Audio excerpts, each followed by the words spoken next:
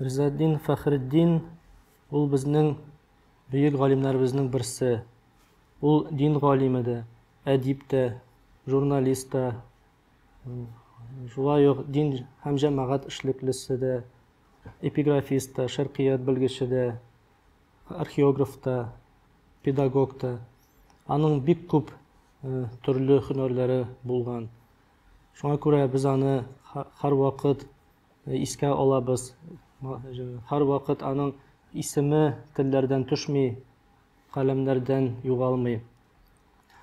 Шушы бөек галимебез Ризаэддин Фәхретдин үзенең әйтүе буенча 1858 елның 31 декабрендә дөньяга килгән. Ул хәзерге Татарстан Республикасы Әлмәт районы Кишишат авылында туган. Әгәр дә яңа стильгә әйләндерсәк, бу дата 1859 елның 12 гыйнварына туры килә. Ләкин менә ул туганнан соң ни сәбәпледер аның атасы метрика дәфтәренә 4 көнгә соңрак аның тууын теркәгән. Ягъни метрика кенәгәсендә аның тууы 1859 елның 4 гыйнварында дип туган дип теркәлгән. Яңа стиль белән бу инде 16 гыйнварга туры килә. Менә шуңа күрә аның туган елын төрлечә язалар.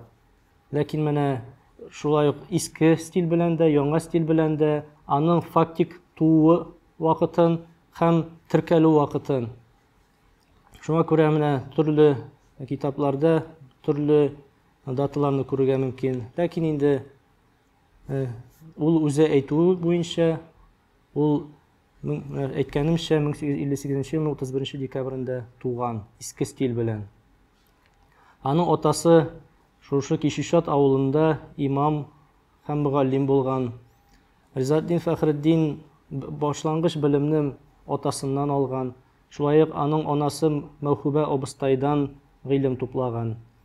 Соңыннан 1867 елда ул Чистай мәдрәсәсенә җибәрелә. Үзенең җизнәсе Гыйльман Кәрими аны шунда алып бара.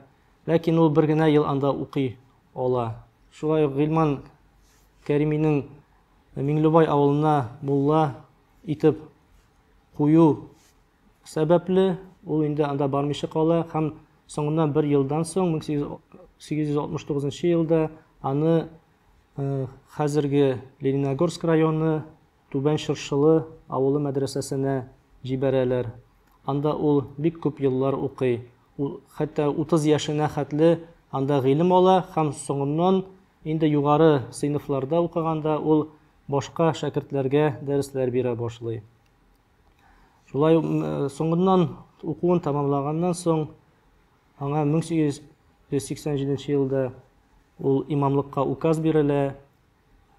Соңыннан 1889 елда аны хәзерге Ознакай районы Илбәк авылына имам-хатиб һәм мөгаллим итеп билгелиләр. Шунда ул эшли, бик тырыша, китаплар яза. Аның беренче китапларын хәтта Шиһабеддин Мәрҗани дә укыган. Һәм шундый сүзләр әйткән, бу егет өметле, әгәр дә шушы мәсләгендә дәвам итсә, бик күп хезмәт кылыр ди. Һәм дөрестән дә Ризаэддин Фәхретдин бу эшен дәвам итә һәм зур дәрәҗәләргә ирешә. Хәтта аны мөфти үзенә казый итеп чакыра. Шуңа күрә 1891 елда Ризаэддин Фәхретдин Диния нәзарәтенә, ул вакытта мәхкәмә шәргыя дип аталган, шушы Диния нәзарәтенә казый булып эшкә китә. Шунда Уфага гаиләсе белән күченә. Һәм шунда инде ул бик зур эшләр башкара. Шушы Диния нәзарәтендә таркау рәвештә сакланган архивны тәртипкә китерә. Монда үзенең хезмәтләрен яза, тулысынча гыйльми эшкә чума. Шулай ук казыйлык хезмәтендә бик намуслы итеп алып бара. Хәтта аны халык яратып Риза казый дип исем бирәләр. Аның сүзе һәрвакыт төрле эшләрдә нукта куйган. Аның сүзенә ышанганнар һәм бөтен кеше аны фикерен кабул иткән. Ризаэддин Фәхретдинне 1906 елда Вакыт газетасына эшкә чакыралар, Оренбург шәһәренә. Әлбәттә, Ризаэддин Фәхретдин бу эшкә ризалаша һәм казыйлык эшен калдырып, монда газетага килә, Оренбургка. Монда инде ул тагын да үземнең эшемне күбрәк башкара алырмын дип уйлый һәм ялгышмый. Бер туган ул вакытта Оренбургта инде бер туган Закир һәм Шакир Әмиевлар аны Шура яңа гына чыга башлаган Шура журналына баш мөхәррир итеп куялар. Бу инде бу хәл 1908 елда була. Шуннан башлап Ризаэддин Фәхретдин 10 ел буе, ягъни 1918 елга кадәр шушы журналда бик намус белән эшли, бик күп мәкаләләр бастыра. Менә исәпләүләребез буенча аның шушы журналда якынча 700 мәкаләсе һәм төрле характердагы язмалары басылган. Шушы дәвердә Оренбургта ул әле Хөсәйния мәдрәсәсендә җитәкли, дәреслекләр языла, бик күп хезмәтләр яза. Кызганычка каршы Совет заманында инде аның бу шушы атаклы, данлыклы журнал ябыла һәм Ризаэддин Фәхретдин эшсез кала, ләкин андый кеше беркайчан да югалмый. Әлбәттә, аны диния нәзарәтенә тагын казы итеп чакыралар. 1918 елда Ризаэддин Фәхретдин тагын казый булып эшли башлый. Шулай аннан соң инде ул мөфти Галимҗан Баруди белән бергә эшли. Галимҗан Баруди аның турында шундый түбәндәге характеристика бирә. Ризаэддин Фәхретдин ул аның гыйльми куәте бик көчле, чыдамлыгы күркәм, әхлагы гүзәл, ат сүзле, күп эшле дип әйтә. Чынлап та Ризаэддин Фәхретдин ул ат сүзле булган, ләкин күп эшле, күп эшләгән, күп эшле булган. Аның бер кайчан да каләме кәгазьдән аерылмаган.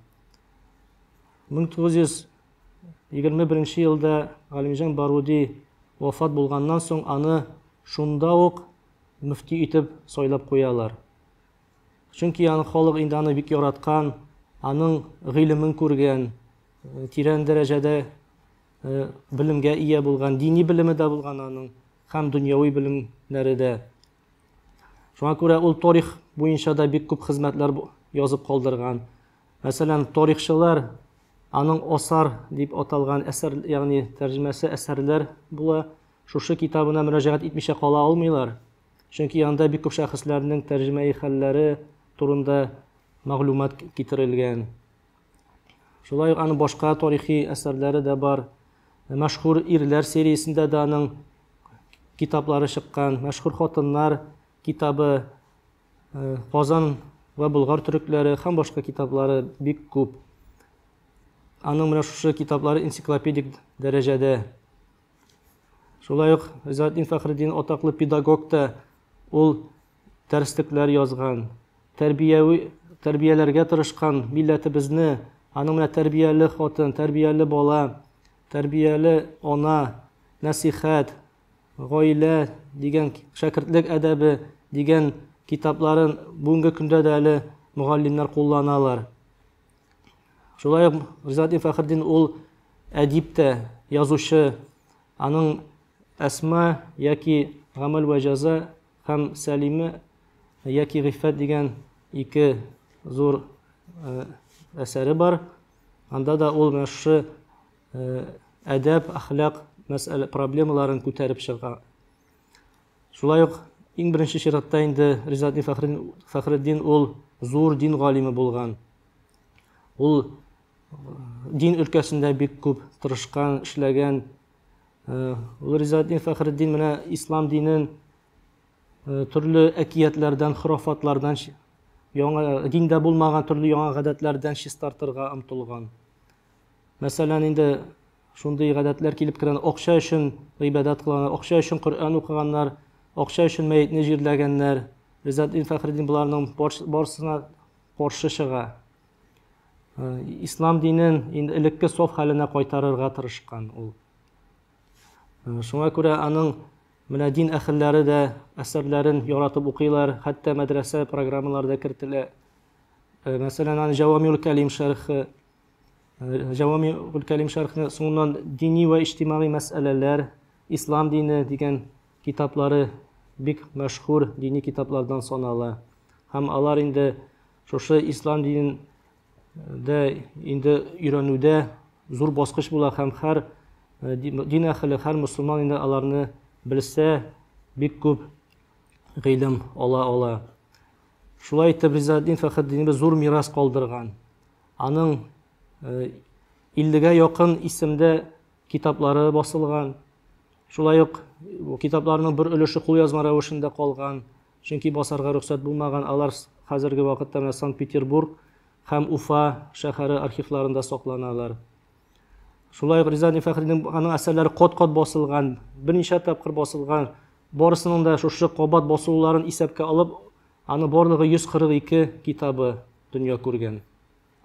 Киләчәктә дә менә аның мирасын халыкка кайтарырга кирәк дип саныйбыз. Әле дөрестлектә әле менә хәзерге вакытта аның бөтен китаплары белән дә безнең халкыбыз таныш түгел. Бу эш алып барылыр дип уйлыйм һәм аның мирасы халкыбызга кайтыр дип уйлыйм. Һәм Ризаэддин Фәхретдиннең инде шундый сүзләре бар. Ата-анагызны, якын кардәшләрегезне яраткан кебек, милләтегезне дә яратыгыз һәм милләтегезгә хезмәт итүне зур табыш итеп санагыз дип әйтеп калдырган ул. Менә шул сүзләренә ул тугры калган һәм шушы дин һәм милләт өчен ул бөтен көчен биргән, эшләгән. Гомере аның 77 ел булган. 77 яшьтә 1936 елның 12 апрелендә ул Уфа шәһәрендә вафат булган. Аның кабере хәзерге Уфа шәһәрендә мөселман зиратында. Игътибарыгыз өчен рәхмәт. Ризаэддин Фәхретдин кебек галимнәребезне өйрәник, укыйк, белик, чөнки алар безгә безнең милләтебез өчен, милләтебезнең үсеше өчен зур өлеш керткәннәр.